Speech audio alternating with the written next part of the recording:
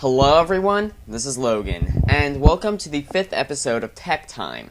Now, I'm pretty sure you should probably get how everything works around here, but just in case, I'll explain it one last time.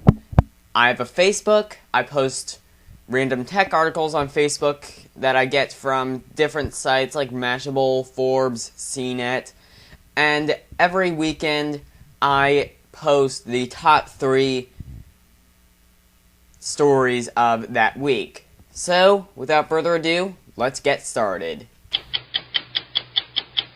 I'm going to be talking about something Apple related. What a shock. And it is the iPad 5, which has been rumored to be released sometime around this July or August, as opposed to previous rumors which stated that it would be released later this month. Now, the iPad 5 is going to be a bit more like the iPad mini. For starters, they're going to shrink the screen size down. Not to 7.9 like the iPad mini, but rather 9.7 inches, which is sort of in the middle of the previous 4th generation iPad and the iPad mini. So, that's kind of nice. The other thing is it will have a thinner bezel, much like the iPad mini. Now, we can probably expect to have a better front-facing camera, maybe a higher megapixel back-facing camera. I don't know, I'm hoping more like 10, 12 megapixels. But the other thing I would like is a flash, which would be very nice. But anyway, iPad 5, it will be released at some point, hopefully July. Next thing. Alright, I have a question.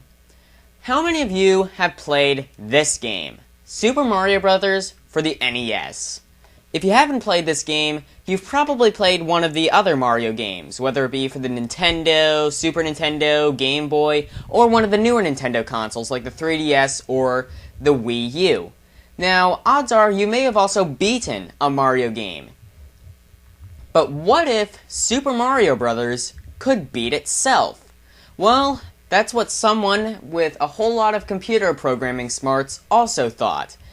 And he created a program called PlayFun, using a very bizarre mathematical thing that I can't remember. And it had a really long name. It exists, I swear! Anyway, so he basically reprogrammed Super Mario Bros. To have an AI that would allow it to beat itself. Now, the AI in this game is not very good. For example, with Mario, he just jumped around.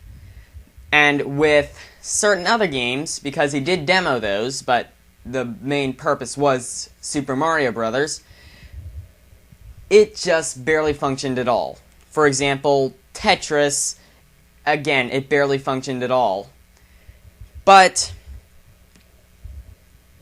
in all, it did technically do something. So, anyway, on to the next tech thing. Well, seeing as we were just talking about Super Mario Bros. And how it can beat itself, let's talk about something else having to do with Nintendo. Except this will not be so jolly. Apparently, Nintendo has recently announced that on June 28th, the majority of Wii services that it uses via the internet will be shut down. Due to, well, apparently them phasing out the Wii. Now, don't worry. You can still go on the Wii Shop channel and download certain titles and re-download titles and all that sort of thing. However, some of the other services will be shut down. For example, the Everybody Votes channel, the Check Me Out channel, the Nintendo channel, and the News and Forecast channel. This will also affect certain online games. For example, Mario Kart Wii and Super Smash Bros. Brawl. The only other thing it affects is you can no longer send messages or receive messages from your Wii. But then again, who actually took the time to remember someone's friend code? But all the same, the Wii, even though the online was, well, pretty much sucky, it still managed to entertain us to an extent. I mean, how much fun is it to figure out that someone has just kicked your butt in Mario Kart Wii? Not very fun. But all the same, Nintendo's online service will be coming to an end on June 28th. So that's all for Tech Time.